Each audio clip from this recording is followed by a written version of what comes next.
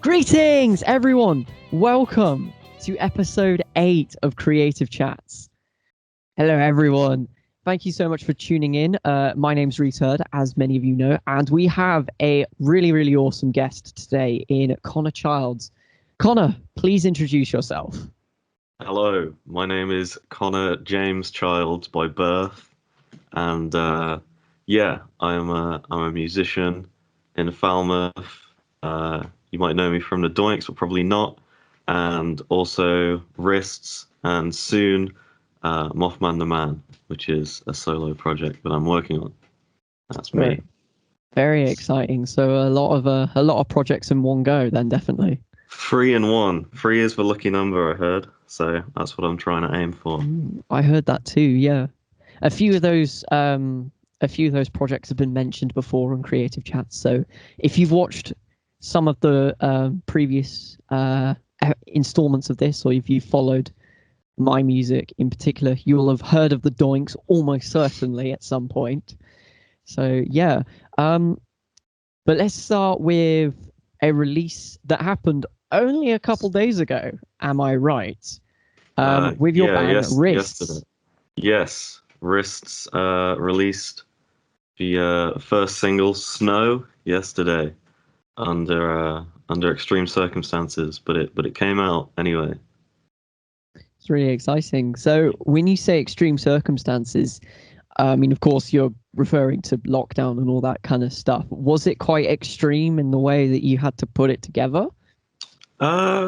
Yeah, man. I mean, we recorded it just before we went into the second lockdown. Just kind of before that whole month period where we had nothing. And we messed up the drums. But we couldn't go in and re-record, so we just kind of had to deal with what we had, and it turned out okay. But yeah, man, it's just we can't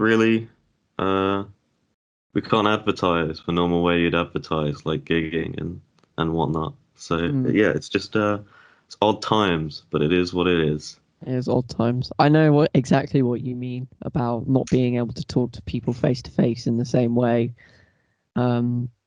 that you've had before. How's rehearsal been? Because I think a while back we had the Artificial on the show, and they were saying that, like, as a 6-piece, they've really struggled to actually find time to rehearse as a 6-piece because of the restrictions and everything. Has that been the same for you? Not so much, because we're just a 3-piece, so we're allowed to do that. We were before the lockdown. I think we are now. We were allowed to practice, so we practiced like once a week at university.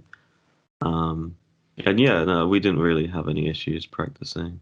But it's just when the lockdown happened that it was an issue, because whilst I live with one of the members, but the other one lives like an hour away, so it's quite hard to get stuff done. Yeah. How do you write music? Because of course, if you guys are quite far away, do you tend to write separately and then come together, or is it all done as a 3 in one place? No, the stuff some songs when we first started were like written all together, but the single was mostly written by Billy, who's also in the Doinks. So in the Doinks, he wrote that on his own. When we went into the first lockdown, so that was back in March, he wrote that, and then he kind of like brought it to us, and then we were like, yeah, this is good, man. And then we practiced it and recorded it together, as all good things should be. Absolutely. Yeah. With the writing, so that's quite interesting. So you kind of do you find there's quite a variety of ideas being thrown at RIZTS? Because I mean, it has a lot of sort of like, I would say, trademarks of you and Billy in terms of, you know, what I know your your influences and the sounds that you like to use are. But do you find that there's quite a big variety because you're all kind of writing on your own?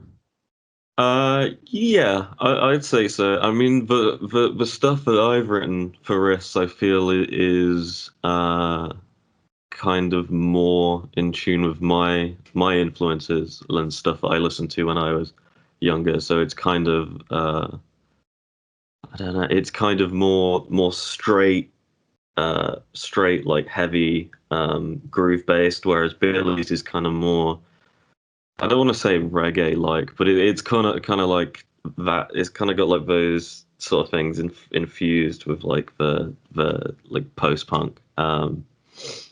Yeah, I'd say so. The stuff that we write on our own is definitely different than what we'd write together.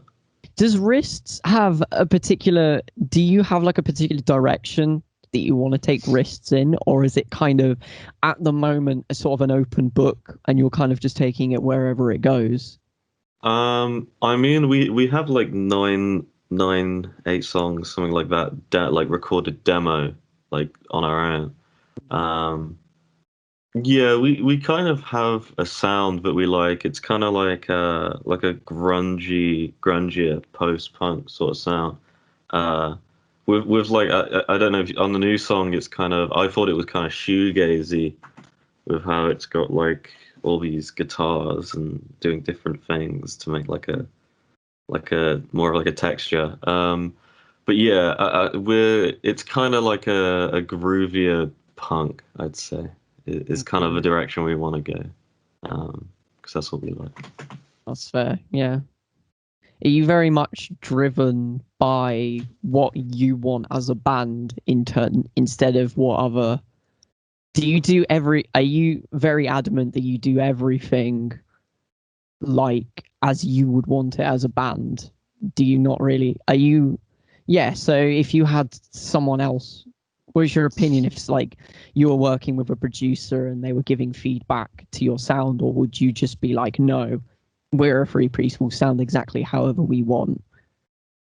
Well, I mean, if we were recording something and a producer was like, this is garbage. No one will listen to this. It's the worst thing in the world, and you will never have a listener in your life. And maybe I'll change it, but or we'll change it. But yeah, if a producer said that, oh, you've got to completely change this and you've got to add flutes because it will make it more atmospheric, then I don't know. I don't think we would, but yeah, I'd say we're pretty set on the sound that we're going for. That's very cool. Yeah, Thank you, thanks, Reese. that's very cool. It's very cool. Do you know what else is really cool? Snow is really, really cool. The single. I Snow have is listened really to it. cool. If anyone watching has not listened to it, well then, I don't know. You should be listening to it. Listen to Snow by RIZTS on Spotify and all good streaming services. All good streaming services. Are you already planning? Is again kind of risks? Are you already potentially looking now at seeing what you can do post lockdown with the band? So are you potentially looking at seeing if there's a potential to do live music or do more recording or stuff like that? Yeah, I mean, like I said before, we've got like in 8, 9, something like that, tracks recorded demo, but we've got like set in stone of how we like them. So we're hopefully going to record them when we get back after Christmas for like an hopefully an EP or an album would be really cool. It'd be pog, but Very but nice. but yeah, we're looking to do more of that, and then obviously post everything. We're hoping to get some gigging done. We've done the university supplies a lunchtime concert to people. We've done one of those, and that was a lot of fun. So we're hoping to do that more. Not just that, but more performance stuff in the future as well. Very exciting. I'm looking forward to it. So let's talk a little bit about a couple of your other projects, because of course you have, as the lucky number says it, you have 3 projects going. So tell us a little bit about the other 2 that you're part of. The Doinks is probably the most popular project that I'm part of. which is like a garage punk outfit, which involves me, you, Whoa, it does involve uh, me, yes. Kyle Hunt, maybe, and Billy Mattock, Mm. and that is a lot of fun. I think that band is probably the most fun project that I'm in. Well, it's the most fun to perform because it's just kind of it's not jokey. I mean, we take it serious, but it is like, it's just a band to have fun with. Mm. Yeah. It's more of a less, it's more of a, fun group, Yeah. do you It, find? it's not something that I'm kind of like expecting it to be like highly praised, but I mean, it's just something that you can go out and have a fun night with, I hope. Mm. Yeah, Yeah. I've had a few people describe sort of like, it's very much, had a few people describe it as kind of like a vibe in a way. Like it's Yeah. Yeah. Yeah, I know what I mean. A yeah, trashy vibe that is that's fun to roll around in. absolutely. What's your experiences of, I mean, of course, you have gigged a fair bit with the Doinks. Mhm. We've gigged a fair bit with the Doinks. What's your experiences of that? And I know it's quite difficult to compare, but do you think it's a big difference between that and what the gigs would potentially be with wrists? Or Um, I'd say for me or the performers, it might be a big difference. I'd just say from Doinks gigs, it's a lot more. And Risk gigs won't are not non-energetic, but I think Doinks gigs are very much like it's like a it's like a punch to everything. Whereas wrists, I feel, is kind of like all right, okay. So we'll do like medieval executions, okay? So Doinks is kind of like a beheading.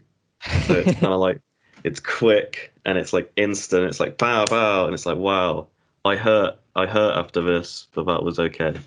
Whereas like wrists will kind of be like a burning at the stake, where it's kind of like it's like energetic, but it's more of like a like a constant. Does that make sense? Does that make sense? that is an incredible analogy. That's my analogy. I'm an analogy Andy, but that's kind of like, yeah. Because after Doinks gigs, I hurt a lot, and my voice kills, and my neck hurts, and I sweat a lot. Because it's just very much that's what it requires. But Mm. the wrist one, I don't know if it's because I wasn't an audience, but at the wrist one, I kind of felt like I could be more relaxed, more subdued, and I kind of feel like that improved my playing. Mm. But then again, I don't really think Doinks really requires high level dexterity playing. Do you think, because of course you are, I guess, kind of the front man of the Doinks, I want to say, because of course the Doinks is very much for the two singers. You've got you and Yeah. you've got Billy on the vocals, and of course you being at the front Mhm. is sort of a semi front man like. Do you find that that is another reason why there might be a bit more pressure on you in that versus something like wrists where you're not? Yeah. I'd say so. I feel like the frontman moniker is kind of shared 50-50 in that. And I feel like all of our songs are written together with everyone in the room. We never really write anything outside of that. Um, but yeah, I'd say so. Because in Riss, it's just mainly barely singing. I think I sing on one song, but yeah, he kind of has to have all that. And in Doinks, yeah, I'd say so. I wouldn't say it's a bad pressure though. I kind of enjoy it. I like being the center of attention for like 40 minutes and then never having it again until then. That's pretty good. I like that. Yeah. I find depending on I mean, of course, with the genres you play, there's a massive emphasis on sort of bands and live music.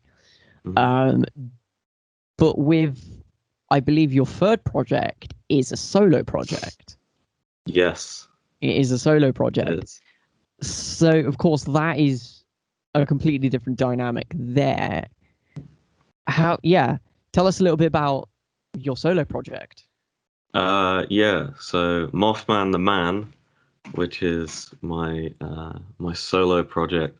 It's kind of it's more it's not as heavy as the other stuff that I'm doing. It's kind of more it's more lo-fi, a lot more centered around acoustic guitar, but it's kind of like fuzzed out acoustic guitar. It's kind of like yeah, it's kind of inspired by like that whole uh like modern and 90s lo-fi folk, I guess. It's kind of like anti-folk in a way. It's kind of it's folk inspired, but it's kind of everything folk tries not to be. As in, it's got like synth in it, and it's like produced, and it's lo-fi, and it's fuzzy, and it's yeah, Very cool. it's a vibe, as you said It earlier. survived. That's cool.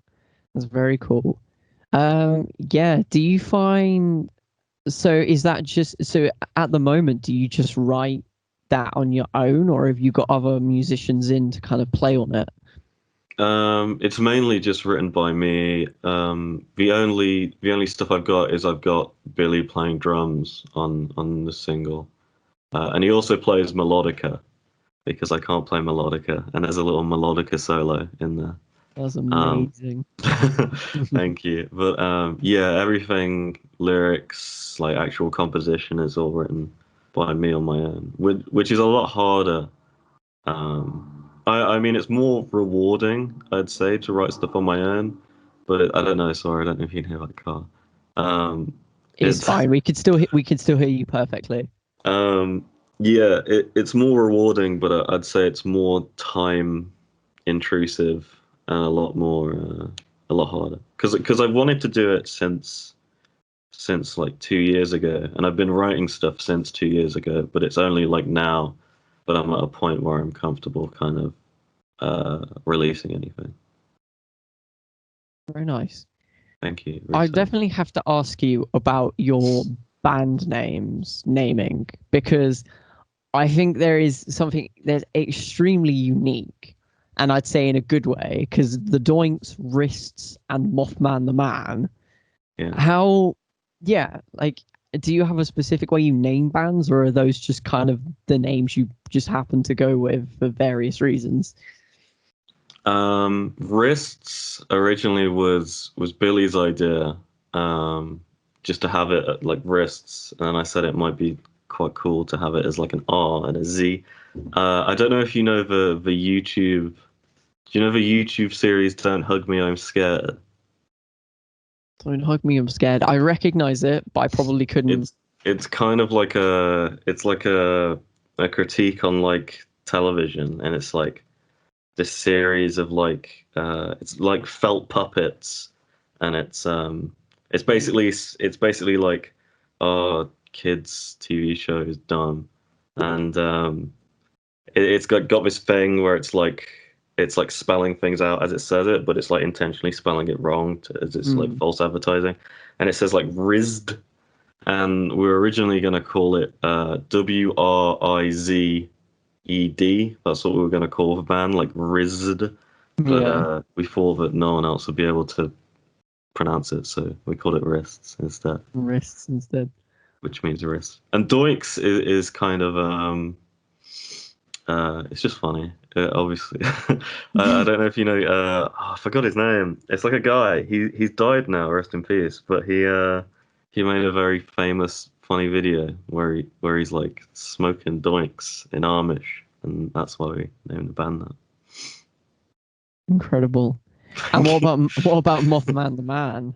Um, well, I really enjoy reading like stories of like Sasquatches and like UFO encounters and like all of these like false like creatures like chupacabras and Jersey devils and Loch Ness monsters and stuff, and Mothman, obviously. Um, and I thought it might be cool to name it Mothman. But I am Mothman, so I'm Mothman the Man. It's completely stolen from that other dude. Is he called like Sweden the Man or something like that? Uh, Spain the Man. It's like a country, and then it's like the Man. But I saw that no one else had done it, and I thought it might be nice to use that. Do that. Brilliant. Are you? I mean, name wise, you mentioned a few examples. I think there was like the parody show on YouTube. Things that you've read, things that you watched. Is your music? Are you generally very inspired by that kind of thing? Like, what sort of like things have you either seen on YouTube or television that really inspired your music that you might not necessarily have thought about? Well, I mean, even with the new single for Mothman the Man, it's kind of inspired by like 1950s UFO B movies, like Yeah. Plan 9 from Outer Space and Earth versus the Flying Saucers, like all of these cheesy 50s B movies that kind of have like this charm to them that I really like. Yeah, Very nice. Yeah. thank How you. did you? How would you recommend? How do you like write those ideas into songs? Um, Do you have a process for that, or is it just kind of, again, is it something that you've never really thought about before? well, I mean, for the new single, The End, it wasn't originally. When I went into it, I wasn't like, okay, I'm gonna write a song about 1950s B movies, and it's gonna be okay. It was like, I kind of like wrote the chord progression. I was like, yeah, this is nice. And then like I wrote the guitar line, and I was like, this kind of gives me this vibe. So then I kind of shifted it completely in that direction. I kind of feel like these inspirations for anyone uh, kind of come naturally, and then it's good to maybe go in that direction once it's there because it's more inspired, if that makes sense. It does, yeah. So Okay, it's that's very good. much, yeah, very inspired by kind of what you see. Yeah, There I isn't think it's unintentional inspiration, I think is probably the phrase. unintentional inspiration. I like that. That's good. Yeah. I'm a philosopher as well. That's my that's my second job. Second job. Mad. Thank you, Reese Hurd. Thank you. You're welcome. You are Why don't we welcome. switch for roles? Why don't I ask you a question? What? All right, you can ask me a Has question if anyone you done want. this? We've had a couple people do it. I mean, I'm always up for it to sort of like talk about the other side as well. But fire Yeah. away. So, I've gigged with your band a few times, but obviously, what's being there, obviously, be performing with you, I never really hear like the lyrics that you're singing. Okay. Um, so because obviously I'm playing and I'm not really paying much attention. Like I'm listening to your voice, but I'm not really paying attention to the words. Um, but obviously after listening to them once they've been released, I'm like, oh, well, that's what you're saying. That's cool. So can you tell me a bit more about the message of Time to Say No, which I didn't realize was a protest song about environment and whatnot. Yeah. The So, song. because it's like it starts with like "Don't let the ice melt," right? That's how it Yeah. starts. Yeah. So please, yeah, I didn't know. So can you tell me what inspired that? What inspired that? Well, I mean, of course, I mean, as you say, like the sort of subject matter is quite direct. It's not Yeah. really sort of sort of shrouded in anything. It's very much a sort of protest. I guess a protest song about sort of climate change, the environment. It's something I've always been interested in it. Whether it was necessarily the act of protesting against it, maybe necessarily not, but you know, I've always been around nature. I've always, you know, I've lived in the Southwest my whole life, and as you know from studying down here, there is a lot of nature around here. When I was really, really young, I used to play golf, which is of course outside in, you know, trees and everything like that. My photography kind of grew from nature photography, wildlife photography, that kind of thing. So it's something I've always been around and loved. So I think writing a song basically about kind of taking things like climate change seriously was something that I kind of wanted to do. I wanted to do it. I think I didn't want to necessarily do it from a really negative point of view. I think there's a lot of people that have done the songs before have been like, everything's gonna burn, we're gonna die. You know, you kind of wanted it to be more like, this could happen, but if we start acting now, it won't happen. Yeah, it was kind of that. It was about sort of like, you know, the change that is possible if people do come together. And I think especially sort of the chorus is sort of about a little bit more about being in a group, sort of coming together, instead of having, you know, because you do get certain people, I find, that will disagree with you for no real reason. Do you find if there's like if there's activists that are promoting, like, you know, vegetarianism or sustainability, there will be people that will disagree with it with no real reason to disagree with it. They'll just kind of be against it on principle. Yeah. And so it's kind of like, if you kind of got rid of that and had a little bit more of an open collective atmosphere, I think there could be a lot more open discourse. Yeah, exactly. Nice. I also, I guess, wrote that, I guess a mixture of it was also wrote back then. A lot of the songs I kind of originally started were all almost completely written for live shows. And I think what I did, like, I remember doing stuff back then is I had a couple shows and I needed to write songs for those shows. So what I kind of did was I wrote out a set list of all the songs I had, and then kind of had gaps of where I thought there needed to be other songs. And I was kind of thinking in my head, if I was going to plan a gig, what song would feel good to go in these places? And I think that was like the third song in. And I thought I needed something that was uplifting, powerful, something that people could potentially jump to or move to if they wanted to. And that's kind of where the instrumentation came from for Time to Say No. Nice. It's kind of got that kind of like classic hard rock feel to it. Kind of like early like AC/DC sort of stuff, and kind of like the middle era of like Rush. You know, because they used to be like really proggy, and then they had like a period where they were like, that was good, but let's be normal for a bit. And then they went like prog again. It's kind of like that. So that's kind of what it reminded me of. Anyway. That's fair, yeah.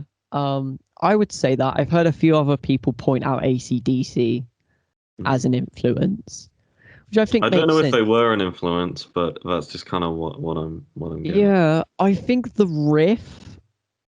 I think I was listening to a fair bit of Def Leppard at the time. Okay. And if you've ever listened to songs like Photograph by Def Leppard, they have that kind of like double stopped riffy sort of thing at the beginning of some of their songs. And I think that's probably where the riff idea for that song kind of came from. And of course, Def Leppard are well known for working with Mutt Lange, who also happened to produce AC/DC's biggest albums of all time. So I think there is probably a definite correlation between that. I didn't know that because I don't know much about Def Leppard, but that's pretty cool. Mm, That's some cool info. Thank you, Reese Hurd. you're welcome. I hope people watching found that interesting as well. A bit about Time to Say No. I'm sure they will. Go listen to Time to Say No Yeah. by Reese Hurd on Spotify and After all you've good listened to streaming Snow, services. of course. Of course. Of course. Yeah. Where do you see, what are your plans for the future with all three of your projects? Because, of course, we both, we both met at university. We're both almost halfway through university, which is quite scary to say now. But yeah, have you got an idea for where you want the direction you're going in? So we want to earn millions, be super influential, and play Glastonbury next week. That's the plan. No, I don't know. I don't really have like a specific goal. I mean, finding relative success would be pretty cool. But I mean, right now it's just to write more music and just play when we can, really.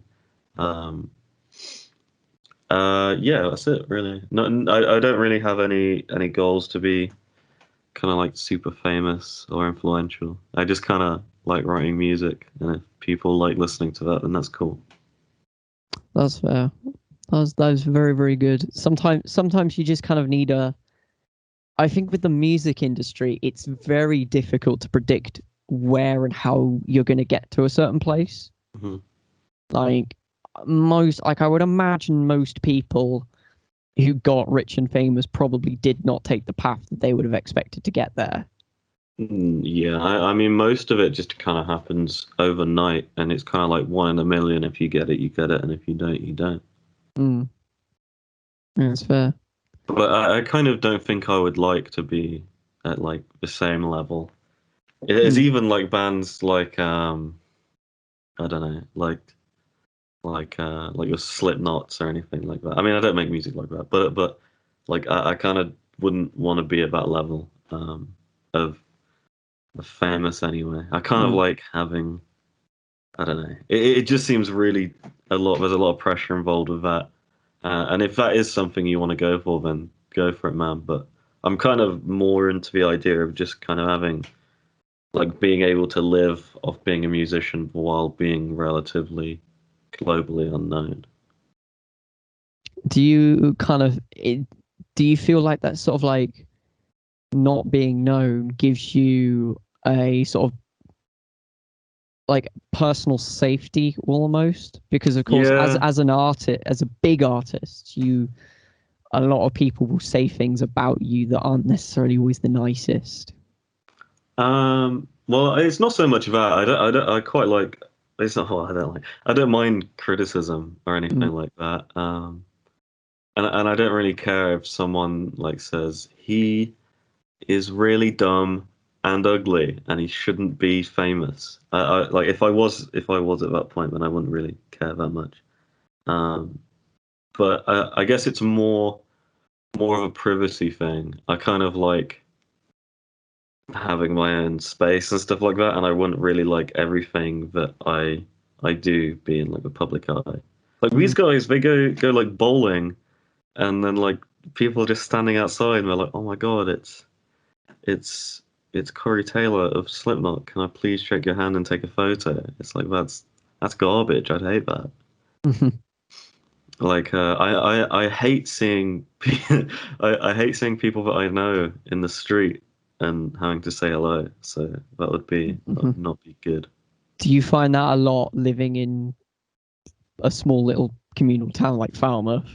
Yeah. Well, no, not really. I mean, if I ever go outside, then yeah, I do see it. But yeah. I mean, I love everyone that I know, but yeah, I just feel like I'm really awkward. So when I see people, I'm like, oh, please don't notice me, which is kind of like why I like the new mask thing, because it's kind of like it's an excuse to kind of put that on, and if they've got it on, I can kind of pretend that I don't know who they are, and I don't have to say hello.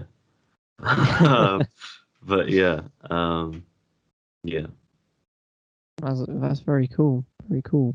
Do you see yourself staying in Cornwall, not just kind of like where you live, but sort of musically?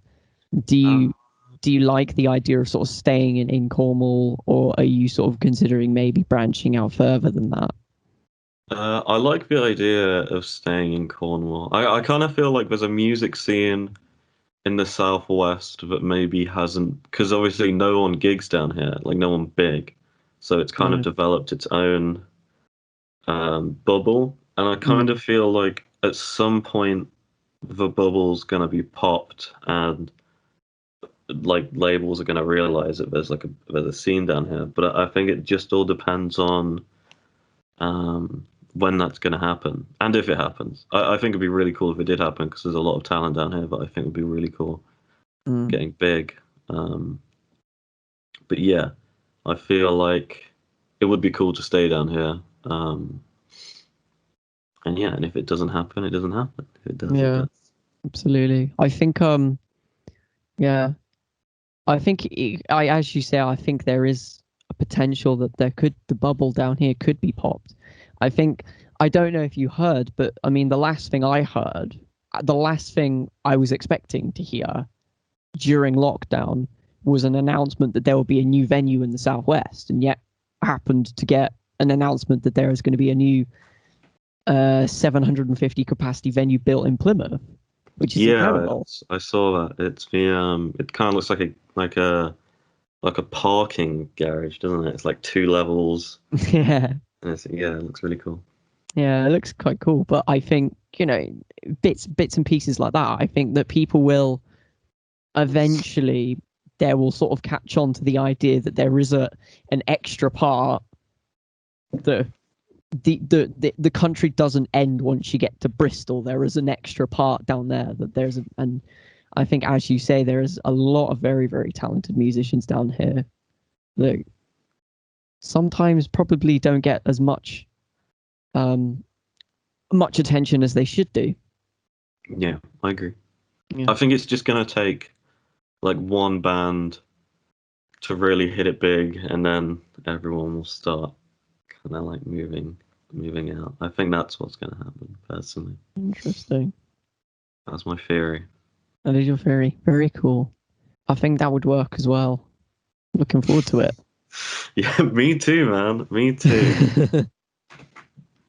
Hopefully, it might be with someone on our course, and we can be like, "Oh, it's a uni with him."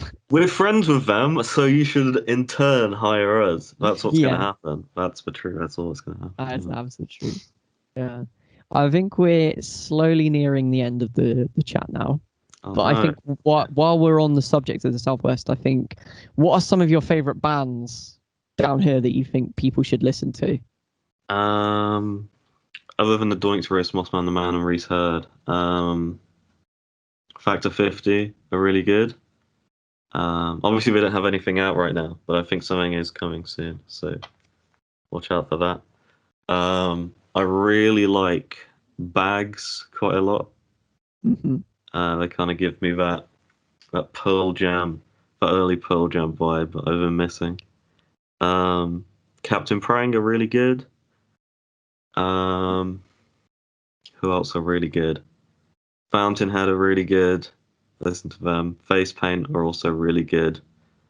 Um, and Mopes is also really good. Mopes. They're all really good. That's crazy. Mopes. I'd actually slightly I feel kind of bad, but I'd almost forgotten about them until you just mentioned them now, Yeah, Mopes. Mopes. But now I Mopes remember them, and it's like, is yeah, Connor Powell, who is the drummer from Wrists. It's kind of like his solo thing. It's really I good. see.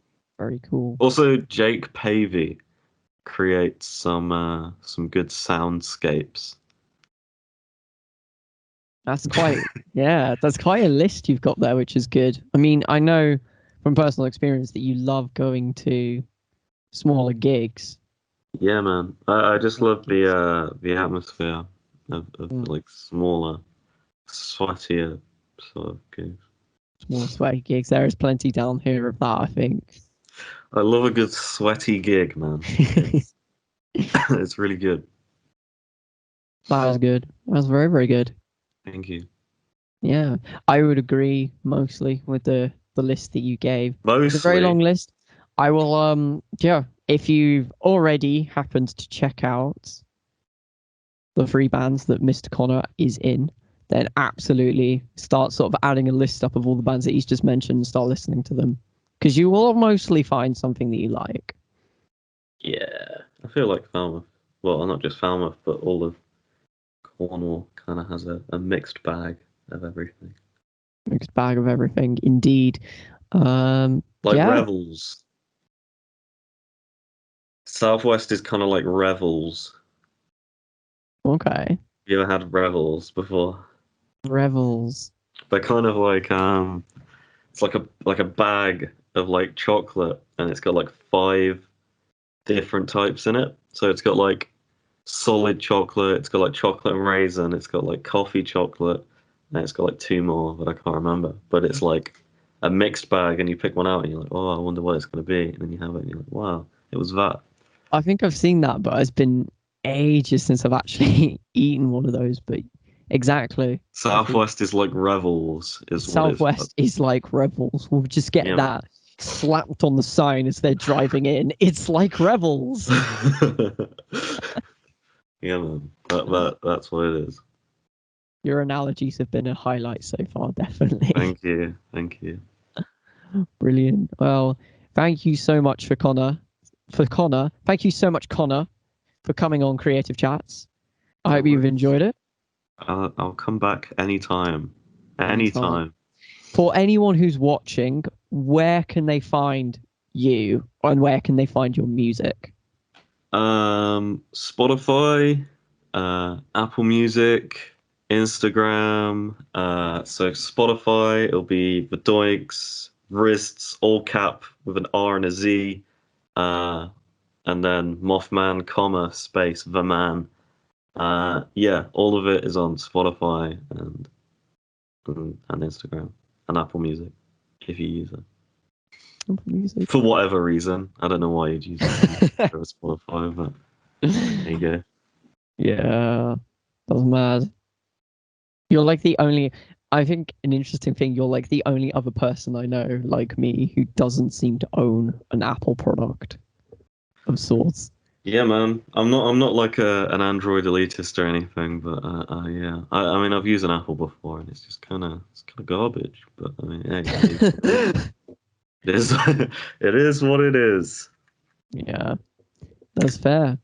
Yeah, thank you so much. And just before we leave, are you looking forward to Christmas? Yeah, man. Of course, it's Christmas. Yeah, I mean, looking forward to Santa bringing me my presents and whatnot.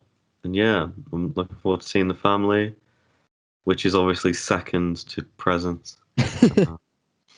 But yeah, I'm looking forward to Christmas. Are you looking forward to Christmas, Reese Heard? Of course, I'm looking forward to Can Christmas. we expect a Christmas single maybe in the next few weeks?